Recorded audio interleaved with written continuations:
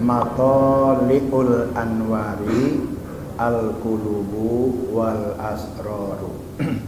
Artinya matoli'ul anwar, tempat terbitnya cahaya-cahaya. Cahaya apa? Cahaya ketuhanan atau nur ilahiyah. Nurun ilahiyah atau cahaya ketuhanan itu ada 3. 1, nurul Islam. 2, nurul iman.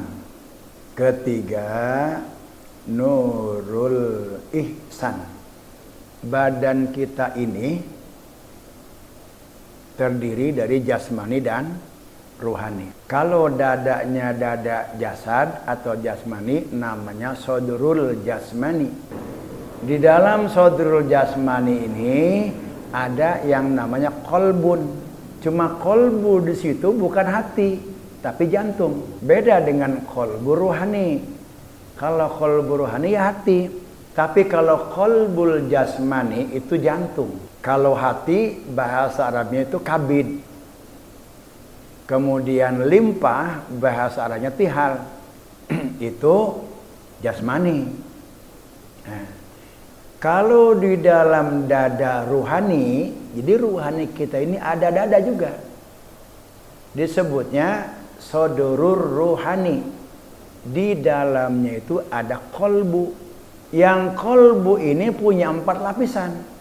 Lapisan yang pertama disebut kolbun, yang fungsinya untuk mengambil keputusan atas pertimbangan nafsu dan ruh.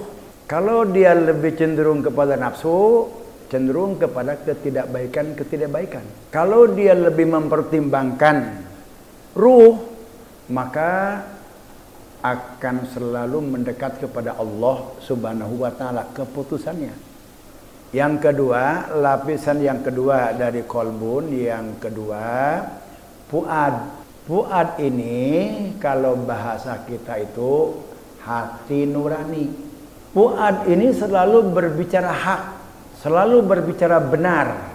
Maka Rasulullah SAW, kalau kamu dalam keraguan, kata Rasulullah, istafti qalbaka, minta pendapatlah kepada hati kamu, maksudnya kepada fuad. Karena dia tidak berbicara, nggak pernah berbicara nggak benar, selalu berbicara hak dia mah. Bagaimana kecenderungan hati kita? Maka kalau kita dalam keadaan bingung, kita pejamkan mata, lihat hati kita yang paling dalam, dia berkata apa? Kalau dia berkata A, walaupun menurut pikiran kita kok begitu, itu yang harus kita ambil keputusan. Fuad itu nggak pernah salah itu. Kata hati kita mah begini, tapi pikiran kita mah lain. Kita lebih mengikuti pikiran kita yang disetir oleh nafsu daripada kita mengikuti kata hati. Maka kata Rasulullah SAW, kalau kamu punya kebingungan, jangan nanya kepada yang lain, istafti qalbaka, tanya kepada hatimu atau tanya kepada fuad itu, pasti dia akan berbicara benar. Lapisan yang ketiga, lub. Lub itu fungsinya untuk berpikir untuk menemukan Allah dengan segala sifatnya. Jadi berpikir itu ada 2, ada di kolbu, di lapisan yang ketiga, lub namanya, ada di otak, di kepala. Kalau kita berpikir di kepala, itu perbuatan zahir, karena bergerak otak. Kalau kita berpikirnya untuk mencari ketuhanan, atau namanya penghayatan, itu di lub, itu adalah perbuatan batin. Yang keempat, lapisan kolbu ruhani yang keempat, namanya sir, rahasia-rahasia. Kembali kepada Matoli'ul Anwar Al-Qulubu wal Asroru. Tempat terbitnya cahaya-cahaya itu adalah kolbu dan sir. Kolbu lapisan pertama, sir lapisan hati yang paling dalam. Itu. Cahaya apa yang terbit di kolbu? Cahaya apa yang ada pada sir? Cahaya yang terbit muncul di kolbu yaitu cahaya Islam dan iman. Jadi Allah menitipkan nur ilahi berupa nur Islam dan nur iman di kolbu. Pada siapa? Semua orang yang lahir ke dunia. Dari manapun dia datang dan lahir, baik itu dari orang yang tidak beriman maupun orang yang beriman, itu Allah sudah titipkan nur Islam dan nur imannya di kolbu dia. Sehingga kullu mauludin yuladu alal fitrah. Semua manusia yang lahir ke dunia itu dalam keadaan suci. Tidak ada yang namanya dosa warisan. Tidak ada di dalam Islam itu yang namanya dosa warisan.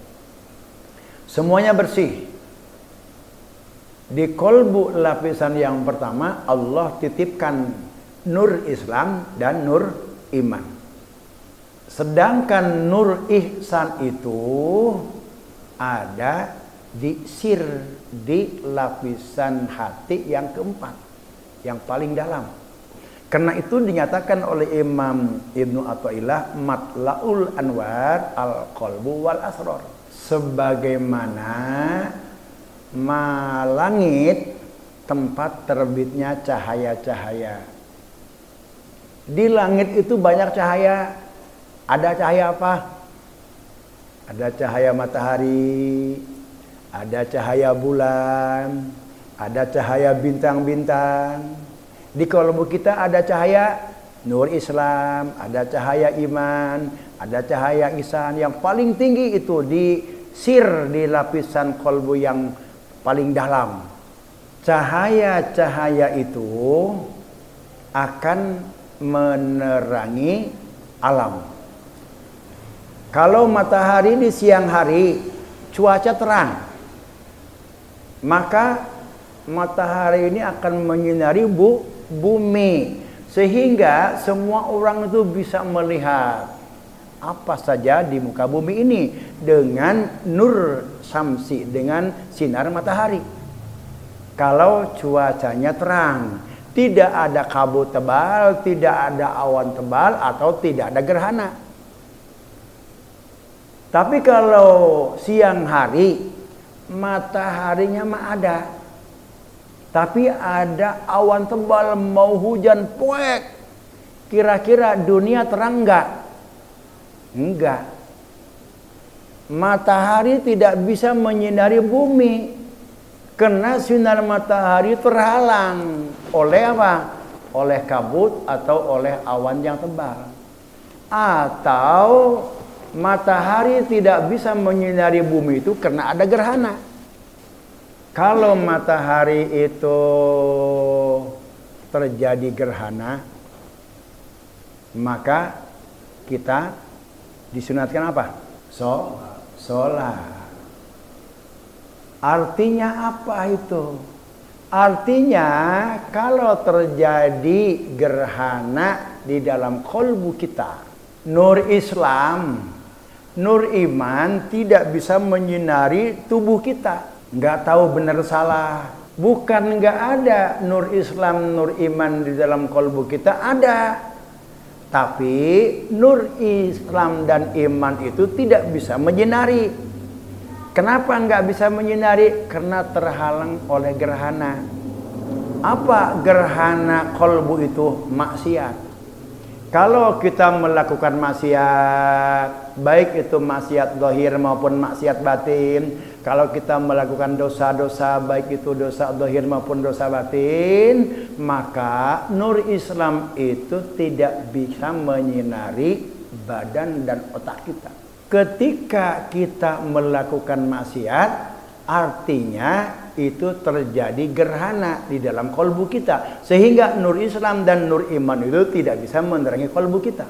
Kalau kemaksiatan itu diimbangi, diumpamakan sebagai gerhana, kalau tadi di dunia ketika terjadi gerhana kita disuruh sholat, maka ketika kita berbuat dosa, melakukan maksiat itu adalah gerhana yang menutupi cahaya Islam dan cahaya iman, sehingga cahaya iman dan cahaya iman Islam kita itu tidak bisa menyinari tubuh kita, tidak bisa menyinari otak kita. Ketika terjadi gerhana di dalam tubuh kita, maka kita diperintahkan sholat. Sholat apa? Tobat. Sholat tobat. Setelah sholat tobat ke Allah. Itu kira-kira perbandingannya demikian. Apa ciri-ciri daripada nur Islam yang bersinar? Idza asraqa nurul Islam fil qalbi. Kalau nur Islam yang Allah titipkan di dalam kalbu kita, di dalam lapisan kalbu rohani yang pertama, maka kita akan bisa merasakan lezat dan manisnya ibadah zahir.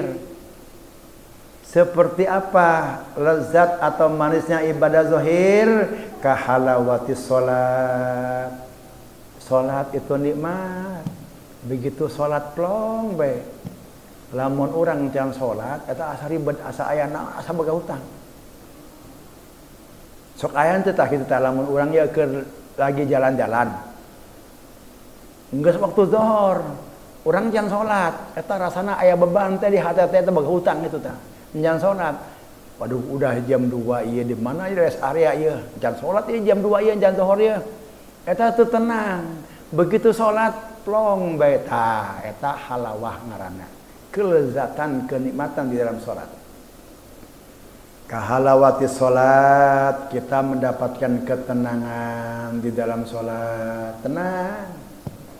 Wadzikri, kita mendapatkan kenikmatan dalam zikir. Ketika zikir itu asik, gak pengen berhenti, terasa bersama Allah. La ilaha illallah, la ilaha illallah.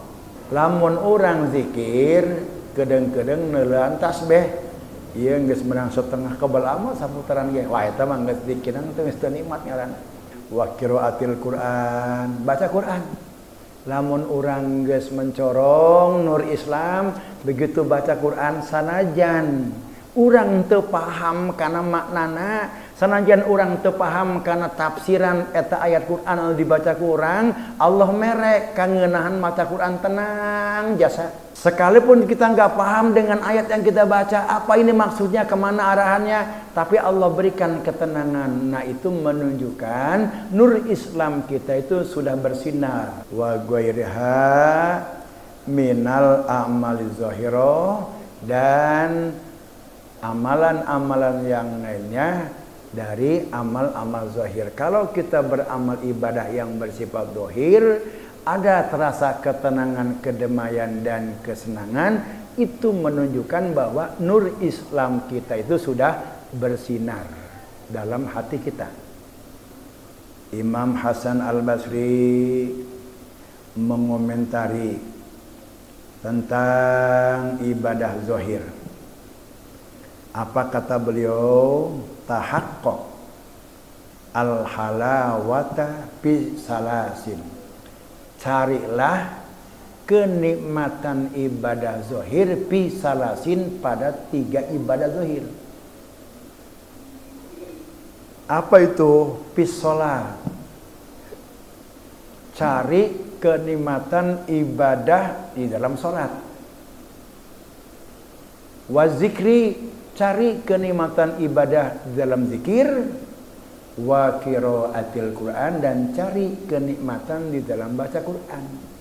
Maka berzikir, sholat, dan baca Quran itu jadikan sebagai kegiatan rutin kita tiap hari. Baca Quran merupakan pekerjaan bagian daripada kehidupan kita. Berzikir merupakan bagian daripada hidup kita, dan kita sholat pun juga merupakan bagian daripada hidup kita.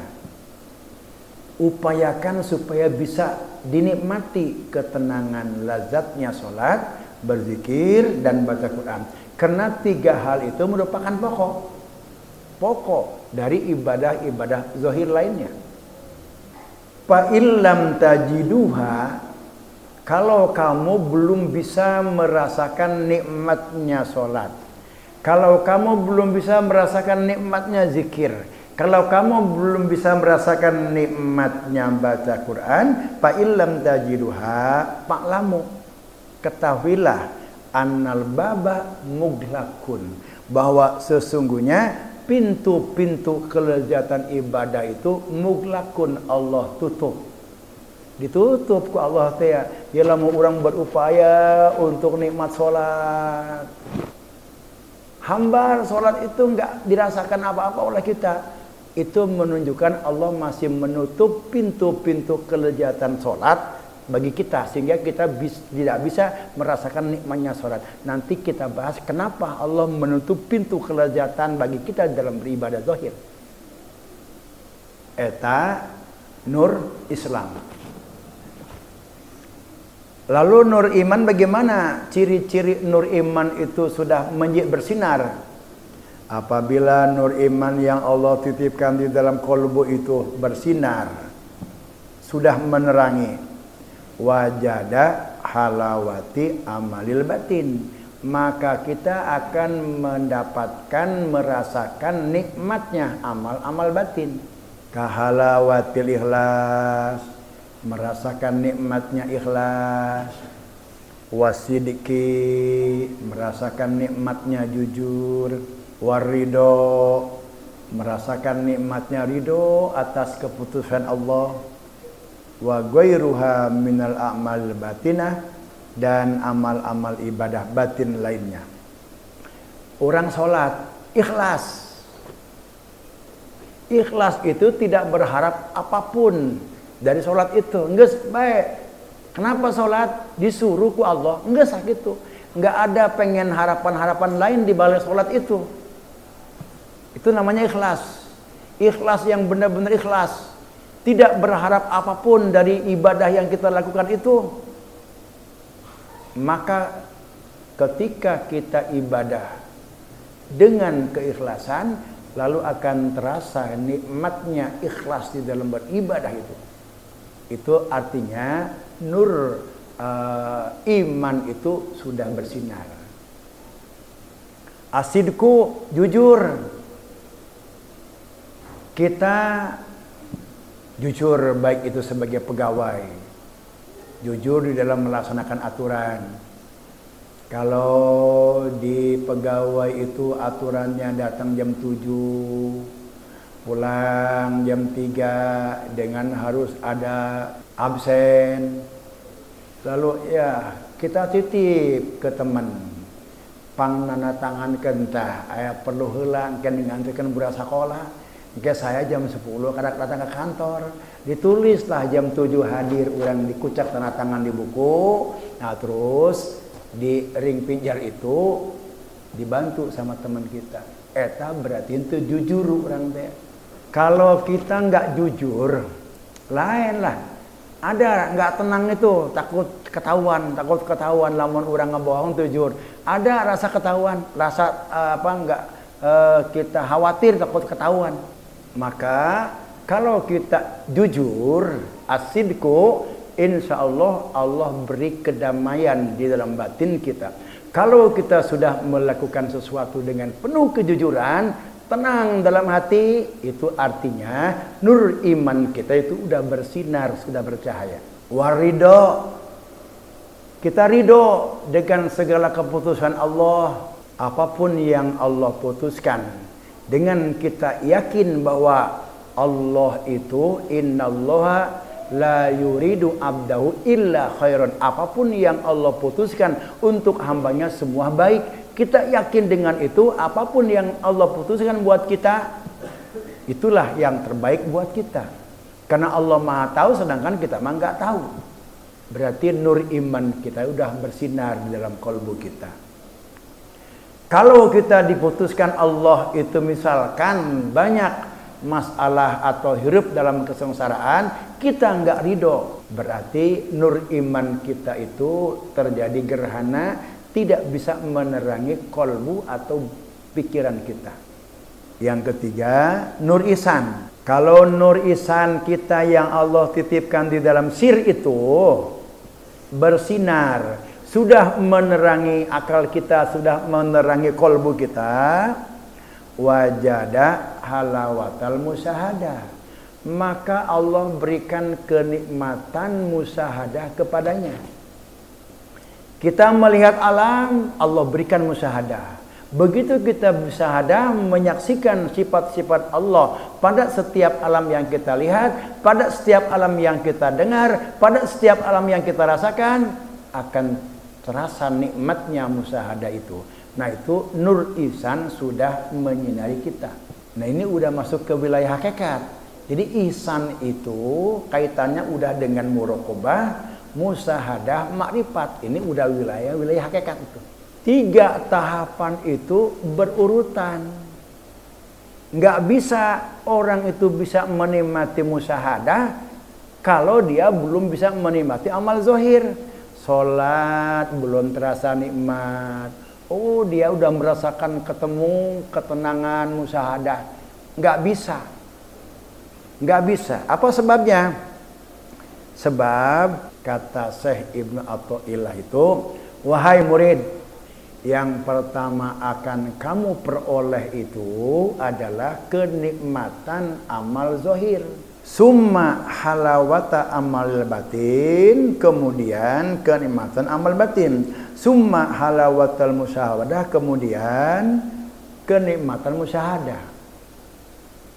Kenapa saya katakan orang tidak bisa langsung bisa menikmati nikmatnya musyahadah sebelum dia bisa menikmati amal zahir? Karena bahasa di sini pakai summa. Kalau kita kupas dalam ilmu nahwu, summa itu litartib wa tarhi. Berurutan, tidak bisa ngacak. Summa itu litartib, untuk berurutan, lalu membutuhkan masa yang lama. Contoh gini, Ja'a Zaidun summa Amrun, datang Bang Zaid, kemudian Umar. Datangnya itu litartib, Zaid dulu baru Umar, karena summa itu tartibnya litakib, artinya membutuhkan jeda waktu, jadi tertib. Tapi kalau waktunya sebentar. Ini bahasanya fayajidul murid awalan halawatal amal zahir summa. Jadi pakai bahasa summa. Kalau summa itu nggak bisa mancelak-mencelek, harus awal dulu, zahir dulu, baru batin, baru hakikat musyahadah. Antara zahir kepada batin itu perlu jeda, perlu waktu lama untuk bisa menikmati kita ibadah zahir, untuk bisa naik, bisa menikmati ibadah batin, butuh waktu yang lama, butuh riadoh dan latihan upaya kita dengan sebaik-baiknya. Kalau kita akan merubah dari nikmatnya ibadah zahir naik kepada ibadah batin, kita harus betul-betul berupaya merubah diri kita. Kalau tafsiran daripada innallaha la yughayyiru ma biqaumin, itu bagi seorang murid, kalau dia tidak bersungguh-sungguh untuk merubah dari keadaan yang tidak kenal dengan Allah, ingin kenal dengan Allah, kalau dia nggak sungguh-sungguh, Allah nggak akan beri. Harus ada kesungguhan. Ngaji, mau ini, tapi kita nggak betul-betul. Kalau kita betul-betul berupaya, nanti Allah akan menuntun kita. Walladzina jahadu fina, kata Allah, orang yang bersungguh-sungguh untuk bisa sampai kepadaku, lanahdiyannahum subulana, nanti dia akan aku tuntun untuk bisa sampai kepadaku. Kalau kita betul-betul ingin bisa merasakan nikmatnya ibadah zahir, bersungguh-sungguh untuk bisa mendapatkan itu. Kalau kita terus bersungguh-sungguh, nggak main-main, Allah akan tuntun. Nih, kesini jalannya terus. Maka harus kuat. Keinginan kita berupaya untuk mendapatkan kenikmatan ibadah zahir itu bukan sekedar kita ngaji, setelah ngaji kita berupaya terus bagaimanapun juga saya harus bisa menikmati ibadah zahir. Ibadah zahir dulu, kalau sudah itu bisa kita nikmati, baru ibadah batin, ibadah dengan ikhlas, ridho dengan segala ketentuan akan terasa. Dan itu perlu jeda waktu setelah kita sudah bisa menikmati ibadah zahir, lama itu. Lalu kalau kita sudah bisa ibadah batin, menikmati ibadah batin, baru musyahadah. Nggak bisa kita, saya mau udah ketemu Allah, sudah musyahadah, sudah nikmat ibadah zahir dan pugu, udah kemana-mana, udah ke alam lahut, udah ketemu dengan Allah, ketemu dengan Rasul. Nggak bisa sampai ke situ kalau ibadah zahir belum bisa merasakan nikmatnya. Ibadah zahir dulu diberesin, syariat dulu diberesin, Islam dulu diberesin, baru iman, baru ihsan. Nggak bisa mancelak mencek ke sini dulu, zahir gencan beres. Nah, kalau nur Islam yang sudah Allah titipkan di dalam kalbu tidak bisa menyinari tubuh kita, tidak bisa menyinari kalbu kita, apa itu gerhananya? Adalah rozail. Namanya rozail. Rozail itu kotoran-kotoran batin, namanya rozail. Apa itu di antara rozail? Yang pertama, hubbud dunya. Dunia pun juga tidak semua dunia. Dunia yang bagaimana yang disebut rozail? Kalau dunianya itu membawa kebahagiaan di akhirat, itu disuruh oleh Allah dicari. Bukan berarti orang yang banyak hartanya itu, banyak tokonya, banyak uangnya itu hubbud dunia, tidak. Dan juga bukan berarti orang yang nggak punya apa-apa itu orang yang nggak hubbud dunia, enggak juga. Awas jangan salah paham ini. Hubbud dunia, dunia yang mana yang nggak boleh dicintai? Yang nggak boleh dicintai hubbud dunia yang akan menghalangi nur Islam itu tidak bersinar di dalam kalbu kita adalah dunia yang membawa sengsara di akhirat. Tapi kalau dunia membawa kebahagiaan di akhirat, justru disuruh oleh Allah dicari. Contoh, hayang amat orang teh sedekah, ya loba yatim piatu, loba jalma anu teu mampu, anu teu sakola, hayang urang ngabantu eta, aju urang usaha. Di antaranya terdorong ingin membantu itu. Lalu begitu kita dapat diberi dunia oleh Allah, Allah pun juga enggak menyuruh semuanya. Mimma razaqnahum, sebagian apa yang aku berikan kepada engkau. Orang boga harta, boga milik, boga untung sapoe ieu umpamana 100.000. Geus teu kudu gede-gede lah, pamanya 25.000 geus disedekahkeun untuk orang-orang yang butuh bantuan. 75.000 jeung keluarga urang. Dunia itu, orang dagang itu mencari dunia itu adalah dunia yang diperintahkan oleh Allah Subhanahu wa taala.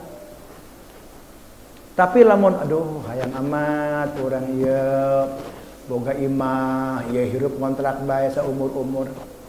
Laju orang hayang geus boga imah teh kabeli imah hayang amat, orang kabeli motor hayang amat, kabeli mobil. Terus orang usaha sampai kurang dikumpulkeun, ditabungkeun, aya sumbangan keheulaanan orang can aya tujuan orang can kapanggih. Laju orang dagang usaha dikumpul-kumpulkan kurang tabungkeun hayang kabeli mobil, geus kabeli mobil teh urang teh pan hebat, urang disebut ku tetangga teh ya jelema sugih, jelema boga. Laju urang naik mobil, bari ngarokok leungeun keluar, ayo urang teh ngarasa hebat jasa. Eta mah dunia anu dilarang ku Allah di tangan kos kitu mah. Pan eta takabur ngaranan nu kitu teh. Urang neangan duit kos kitu tujuanana eta teh dunia anu kudu dijauhan. Kadang-kadang ke pan orang lamun aya jelema otak atau ka urang mamiti dibere ku urang 50.000 kangenahan manehna teh datang deui bulan hareup ka urang dibere deui 50.000 datang deui Jo kangenan sia mah akhirna jadi usaha datang ka aing ge jangan dengan duit. Lamun orang berpikir dunia eta kos kitu ngeunah sia aing usaha nyaho-nyaho 50.000 bae sia mah. Tapi lamun orang berpikir ke akhirat ieu 50.000 teh leungit di leungeun aing tapi bakal kapanggih di akhirat. Kalau kita berpikir seperti itu oleh Allah disuruh dunia itu dicari. Atau sebaliknya orang yang nggak punya apa-apa, kenapa kamu nggak usaha lah dunia mah bawa dibawa pae salah. Ulah kitu eta mah jelema anu naon ngaranna putus asa. Tah lamun urang aya hubbu dunya, mencintai dunia anu dunyana justru membawa sengsara di akhirat, eta bakal ngahalangan sinar nur Islam di dalam hati urang moal bersinar. Hubbul jah, cinta kepangkatan, hubur riasa, hayang lamun upamana di organisasi hayang jadi pemimpin, lamun teu jadi pemimpin teu ilu, lamun aya ngabangun masjid ilu panitia hayang jadi ketua, lamun teu diangkat sebagai ketua teu daek nyumbang, eta ngaranna hubur riasa eta. Wa ghairiha min ma'asil qalbi, dan dosa-dosa lain yang termasuk ma'asil qalbi. Apa itu? Hikdu, dendam. Setelah orang boga dendam, dendam itu apa? Marah yang ditunda. Dendam ngaranna teh. Orang bager kata tangga, bager orang teh. Di saat orang butuh ka manehna minjem motor teu dibere, ndek ngalawan orang tua ni gagah kene manehna. Terus ke orang teh marah, disimpen be, iraha sia minjem motor ke aing, aing boga motor, sia minjem moal dibere ku aing. Eta dendam ngaranna, marah anu ditunda. Hikdu. Naon deui hasud. Apalagi iradatus syarr. Iradatus syarr, menghendaki orang lain itu tidak baik. Lamun dagang teh mah di mana si aina dagang naon anu laku, urang enggak senang, enggak bahagia ngelihat dia dagang laku. Hayang nama urang teh mah dagang rugi. Di mana urang neuleuh maneh dagang rugi senang urang. Nah eta iradatus syarr. Menghendaki orang lain itu tidak sukses atau menghendaki kejelekan-kejelekan untuk orang lain. Wal godob, marah. Wal kibir, mengecilkan orang lain, merasa diri paling besar. Wal ria, nah itu kalau ada ria, kalau ada sombong, kalau ada ketersinggungan, kalau ada marah, kalau ada dendam, kalau ada hasud, iri hati, kalau menghendaki tidak senang melihat orang lain itu senang, itu akan menghalangi atau rozail yang akan menghalangi nur Islam itu bersinar di dalam kalbu kita. Jadi lamun orang ieu salat can ngeunaheun, tempo diri orang. Aya naon di hati orang?